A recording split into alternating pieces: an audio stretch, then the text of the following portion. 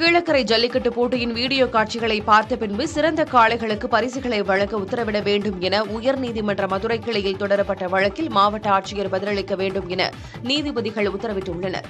மதுரை மாவட்டம் அலங்காநல்லூர் அருகே அமைந்துள்ள கீழக்கரை கிராமத்தில் கடந்த ஜனவரி மாதம் 24ஆம் தேதி கலைஞர் நூற்றாண்டு ஏறு தழுவுதல் அரங்கத்தில் தமிழ்நாடு அரசு சார்பாக ஜல்லிக்கட்டு போட்டி நடத்தப்பட்டது.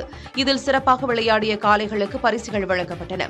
இந்நிலையில் மதுரையைச் சேர்ந்த மணிகண்டன் என்பவர் உயர்நீதிமன்ற மதுரை கிளையில் இது தொடர்பாக மனு தாக்கல் செய்திருக்கிறார். அதில் தங்களது காளை முதல் பரிசு வாங்கும் என்று அனைவரும் நம்பிக்கையூட்டிய போதும் வேறு சிலருக்கு முதல் மற்றும் இரண்டாம் பரிசு வழங்கப்பட்டதாகவும் ஜல்லிக்கட்டு அரங்கில் நடைபெற்ற போட்டியின் போது எடுக்கப்பட்ட வீடியோவை பார்த்த பின்பே பரிசுகளை அறிவிக்க அதிகாரிகளுக்கு உத்தரவிட வேண்டும் எனவும் கூறியிருந்தார். இந்த வழக்கு நீதிபதிகள் அமர்வில் விசாரணைக்கு வந்தபோது மனுதாரர் கோரிக்கை குறித்து மாவட்ட ஆட்சியர் பதிலளிக்க உத்தரவிட்டனர்.